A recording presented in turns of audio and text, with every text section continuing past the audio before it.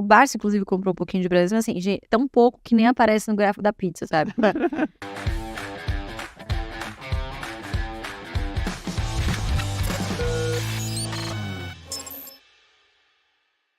Que às vezes eu recebo assim também, pô, e aí, não colocaria, sei lá, Bradesco na carteira? Pô, eu acho que tá barato aí. Um exemplo. Aí pô, beleza, mas eu tenho aqui uma posição no Banco do Brasil que eu já tenho na carteira, que eu também acho que está barato. Então, pra quê? Eu vou direcionar meu recurso para um outro negócio. 4 vezes PL, 0,8 vezes exato. Então sempre volta no custo de oportunidade, né? É isso, no custo de oportunidade e, de novo, perfil. Bradesco, como é que agora tá pipocando pra caramba, né? Vocês não vão comprar Bradesco, não sei o que. O Barça, inclusive, comprou um pouquinho de Bradesco, mas assim, gente, tão pouco que nem aparece no gráfico da pizza, sabe? Então, não sei se vale a pena. Pra ele, mas...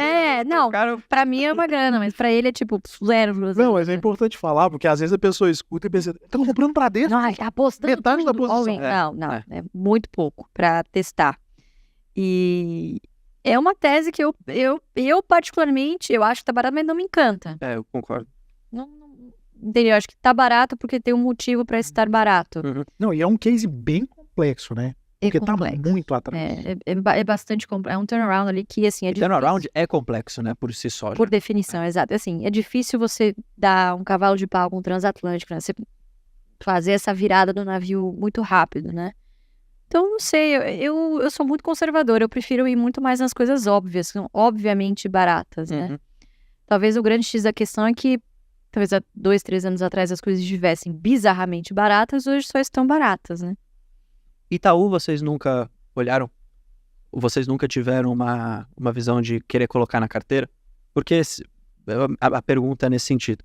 Se a gente olha para resultado, fundamento, Itaú é bom há anos. A gente pode colocar assim. Então o ROI super alto, nunca teve problema bizarro de governança. Enfim, lucro cresce, vindo de base forte ainda. A gente deve ver isso aqui no segundo tri, inclusive. E agora, por uma posição de capital bem confortável, eles estão até pagando um dividendo interessante. Se você for olhar só para o ano, né? Talvez não seja a melhor métrica para ficar olhando, mas só para 2024 o pessoal está falando de entre um range de 7,5 a 9, vai depender um pouco da casa. O que é mais de 6. Sim. Então, teoricamente, o crivo dos 6% já passou. Só que tem muito mais incerteza, porque a política não é muito clara, como é a de Banco do Brasil, você não tem as datas estipuladas como é do Banco do Brasil, o payout não é muito claro, então às vezes eles aumentam, às vezes eles diminuem. Como que fica isso para análise de vocês, assim? Uma empresa que muda tanto assim, ou que é tão incerta na política de dividendo? Bruno, tudo não terás. Não dá pra ter tudo na É verdade. Quem diria? Porra, eu queria ter tudo na vida. Mas... Não é? Eu acho assim, de Itaú, até comparando o Bradesco com o Itaú, sem dúvida nenhuma, eu iria para Itaú. Né? Assim, eu gostaria muito de ter Itaú na carteira, muito. É uma das empresas que eu tenho vontade de ter na carteira, e inclusive gostaria de trocar Itaúsa, que eu tenho por Itaú. Isso eu já concordo também. Né?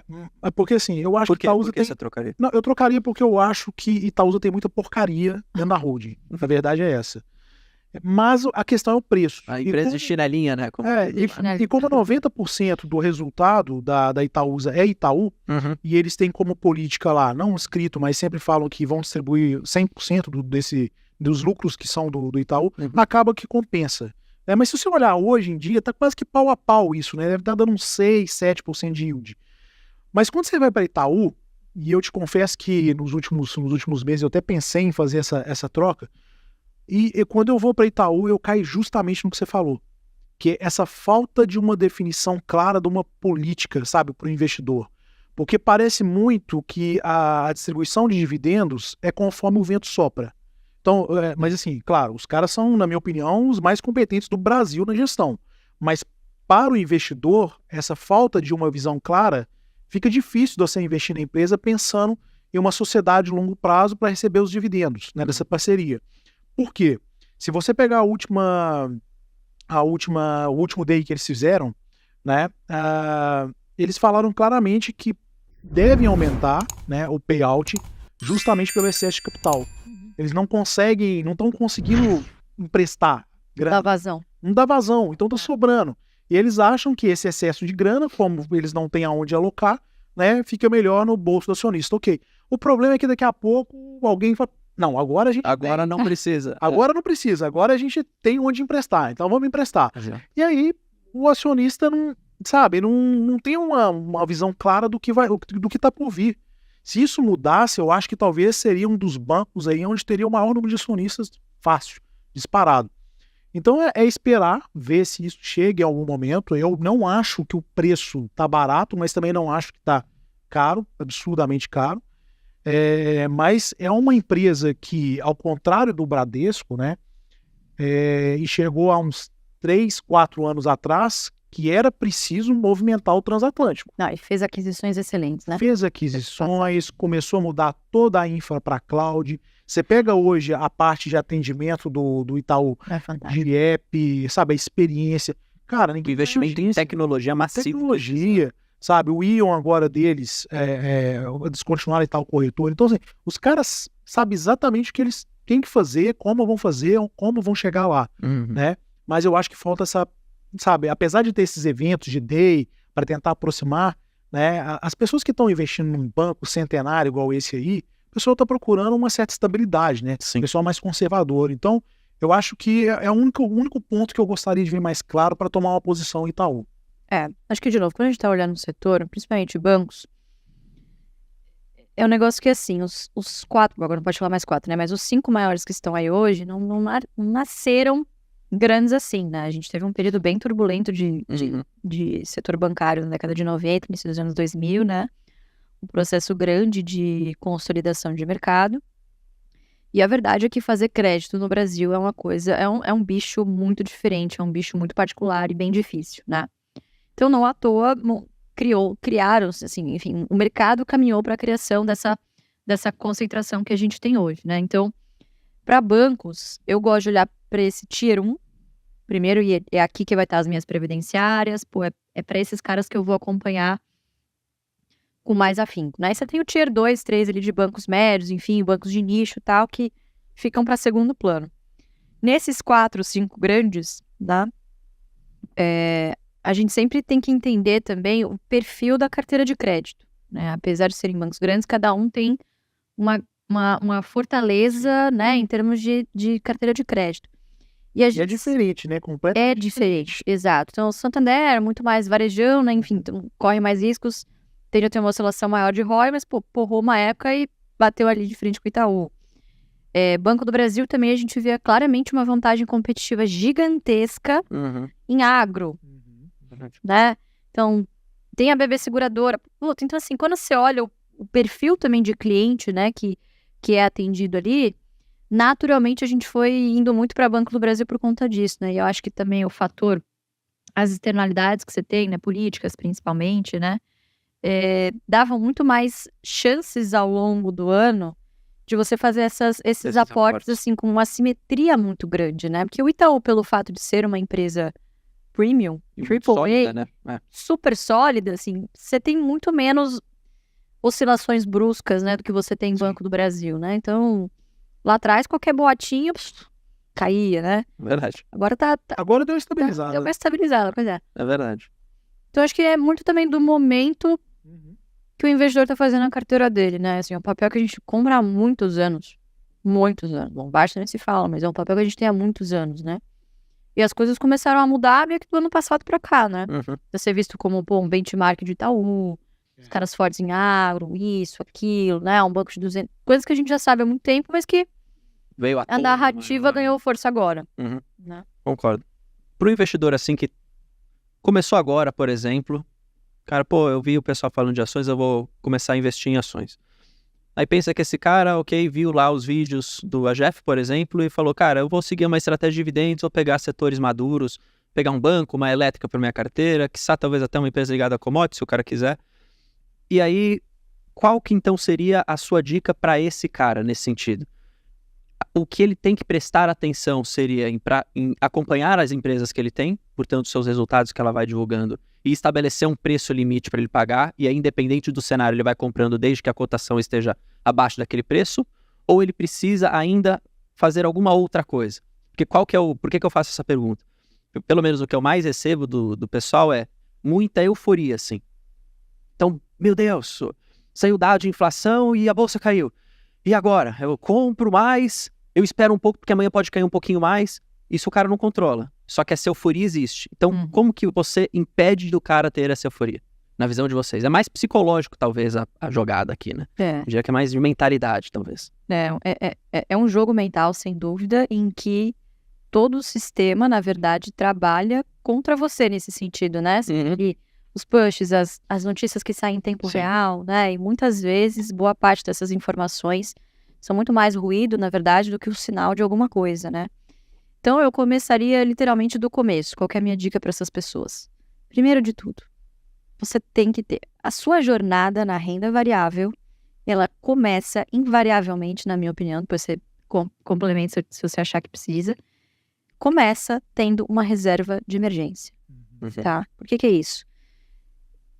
Emergência, ela não escolhe CPF, ela não escolhe momento, né? Então, muitas vezes, essas pessoas que vêm eufóricas e colocam tudo que tem, ou recursos que não deveriam estar ali na bolsa, via de regra, ela geralmente tem que vender no prejuízo, porque vão precisar para uma outra necessidade. Então, a primeira coisa é o seguinte, lembre-se que você não está correndo aqui uma corrida de 100 metros. Isso aqui é uma maratona.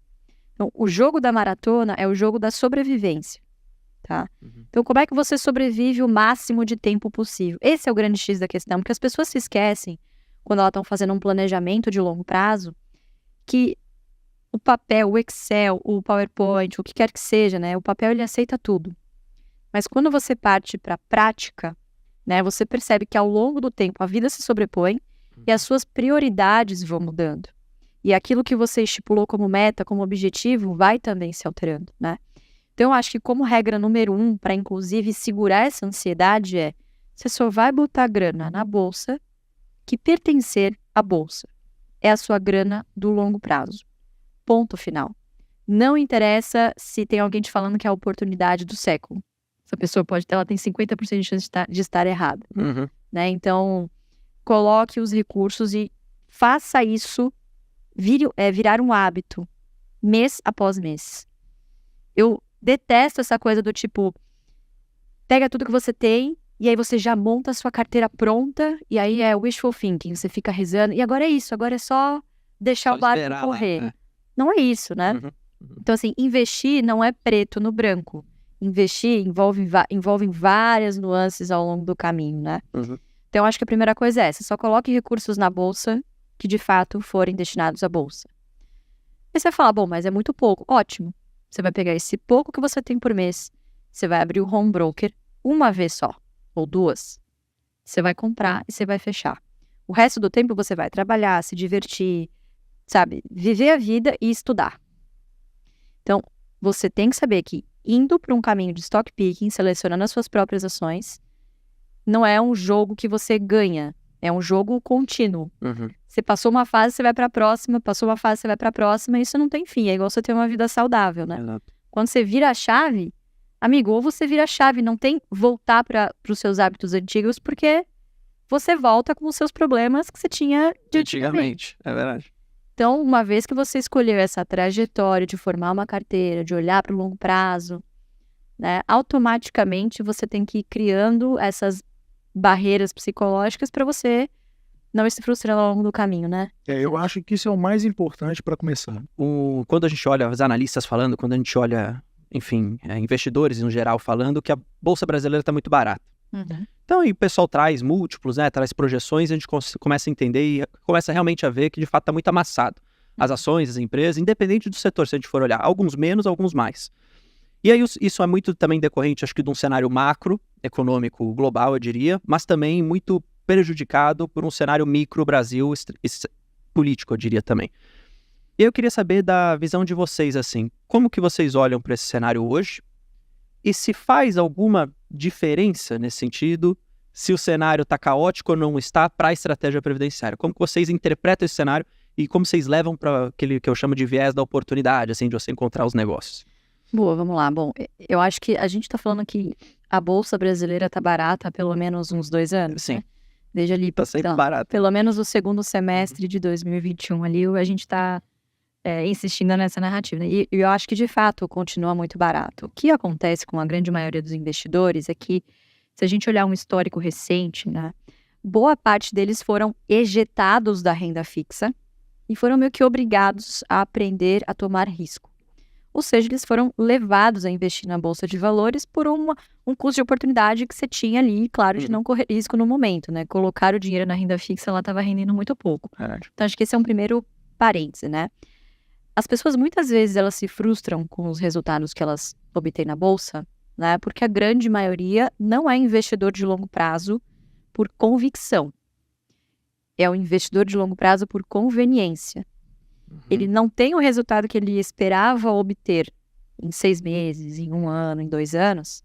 E aí ele começa a fixar na ideia dele, bom, eu sou de longo prazo, E ele fica lá sofrendo, né? Muitas dessas pessoas que vieram sem uma estratégia consolidada.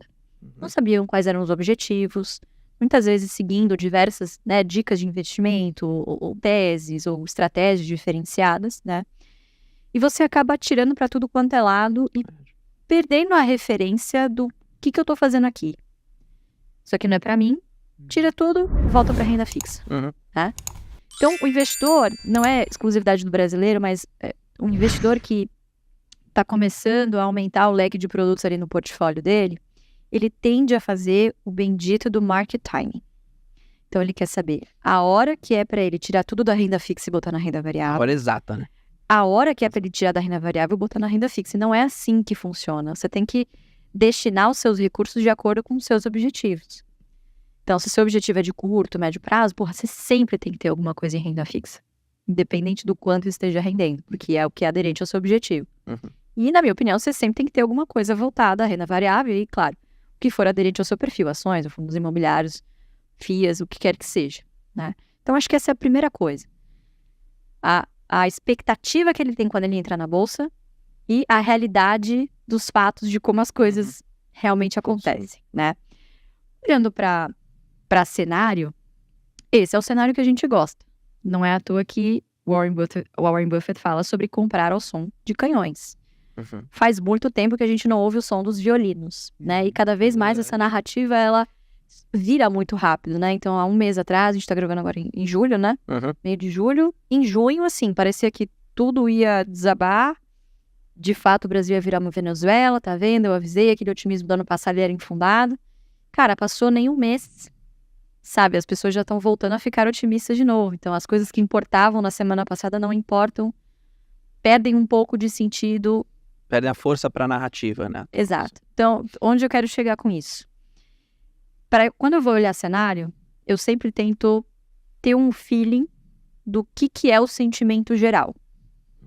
E eu me obrigo a sentir o contrário. Tão simples quanto isso. Então, se você tá com medo de continuar aportando na bolsa, você só vê os seus amigos falando que você é um maluco porque você tá seguindo essa estratégia. Cara, como assim você não tem todo o seu patrimônio em dólar? O Brasil já era. Isso, aquilo. É hora de você comprar. Coisa mudou? É hora de você não vender, mas você dar uma segurada. E foco ali na sua estratégia. Então, assim, sim, a bolsa continua barata. E até o Guilherme Achei comentou uma coisa super interessante, acho que na semana passada, que a bolsa tá bem amassada em termos de múltiplos. E a gente não tem um nível de risco, de percepção de risco em termos micro, né? Quando você olha para os balanços das empresas, que na média estão ali ficando muito próximo, né, das projeções dos analistas trimestre após trimestre, né, quando não surpreendendo positivamente. Então, o nível de risco ele não é igual ao que a gente tinha 2015/2016, não chega nem perto. Então, eu acho que a bolsa continua barata, né, e você tem que colocar na sua mente, primeiro, qual é a sua estratégia, e segundo, você compra Ibovespa. Então, se você não compra o Ibov, você não tem que ficar olhando para o índice, porque ele é um índice disfuncional. Ele tem ali super concentração em commodities, em algumas ações específicas, Petro, Vale, Itaú, Banco do Brasil, Bradesco, pronto, você já definiu 85% do índice só aqui, né? Então, olhe para os setores e para as empresas especificamente que se encaixam na sua estratégia. E não fique preocupado com o momento. Será que esse é o momento de comprar? Você não sabe, você não controla esse tipo de coisa. Mas você controla as suas emoções e você controla o preço que você paga. Basta você não pagar caro que você já vai estar fazendo um bom negócio. Né? E só complementando, tirar isso da frente, né? Eu acho, Bruno, que a gente estava até pensando em escrever um artigo esses dias sobre isso, que a renda fixa é o grande concorrente da renda variável, né? Então a gente está falando aí de tesouro direto, basicamente a taxa Selic que vai ditar o rumo do negócio. As pessoas, elas vão comparar sempre se ele tem alguma vantagem de investir em renda variável em relação à renda fixa. Cuja oportunidade. Que é o custo de oportunidade, né? Então, normalmente, é sempre uma relação inversa, né? Quando a renda fixa está muito alta, né, através da Selic, a bolsa normalmente está em baixa, né? A bolsa está em alta, a Selic, né, ela está caindo. Bom, mas qual que é a questão? A maioria dos investidores vai olhar o PL. Aí os caras olham o PL, que é a relação preço-lucro, né, para quem não sabe. Quando você pega a relação preço-lucro e inverte a razão e vira o lucro dividido pelo preço, você tem o que a gente chama de poder de lucro, né? Então, qual que é o poder de lucro percentual que o investimento me retorna? Então, quando você faz essa comparação, e para a maioria das pessoas isso fica muito mais didático, porque percentualmente você sempre compara a rentabilidade de um produto com outro, e você faz essa relação, você inverte o PL da Bolsa. O PL da Bolsa hoje está muito próximo da Selic ou de um tesouro, né? Então vamos falar aí de 11%, vamos arredondar aqui mais ou menos 11%, você tem um PL da Bolsa, você tem, sei lá, 11% ou 10% da Bolsa, invertendo essa razão, e o tesouro, a Selic também está mais ou menos nessa casa. Quando um cara profissional, ele olha lá de fora para investir aqui e fala, por que eu vou colocar dinheiro na Bolsa se eu tenho uma relação que tá parelha ali? Eu preciso de uma margem de segurança maior para que eu possa investir na Bolsa. Então, essa que é a tomada de decisão. Por isso que eu discordo muitas vezes assim, que o índice, igual o Lu falou, o índice está barato. Eu não acho que o índice está barato, né? Mas a gente não olha índice. E aí, se você pega algumas empresas de forma individual e faz essa relação, inverte a relação do PL, aí você vai ver que você tem várias empresas, né, que tem uma margem de segurança que está muito adequada e que você consegue talvez 20%, 30% de retorno em cima de uma renda fixa. Aí começa a fazer sentido. Mas, de novo, aí você é um stock picker. Você é o cara que vai procurar aquela empresa de forma individual, de setores best, a gente tem várias, né, de oportunidade também. Então, assim, mas pra gente, no final do dia, o que importa isso? Não importa nada. Porque a gente não vai ficar entrando em narrativas. A gente tem uma estratégia que ela é temporal e ela vai ser seguida, faça chuva ou faça sol. Porque senão a gente vai começar a cortar todo o rendimento que a gente teve. Né? E a gente sempre está procurando dividendo. O dividendo, que a gente fala aqui, é o yield, o dividend yield. Né? O yield é o retorno. Mas se a gente pegar na tradução da língua inglesa, o yield também ele significa colheita, né? E você só consegue colher alguma coisa se você deixa aquilo prosperar, prosseguir. Se você tem uma árvore que está começando a crescer e de repente você vai lá e corta ela, né? Acabou, os frutos acabaram. Então, quando você cai nessa narrativa que agora é melhor o dólar, agora é a Selic, agora a bolsa está barata, agora não sei o quê, você não está seguindo uma estratégia. Você vai estar seguindo o que é mais conveniente, igual a Lu falou, é o mais conveniente de acordo com o cenário de mercado. Então, para a gente é importante colher os frutos e deixar as coisas acontecerem, seguindo, fazendo seus aportes regulares, constantes, que depois você vai conseguir colher os frutos. É isso.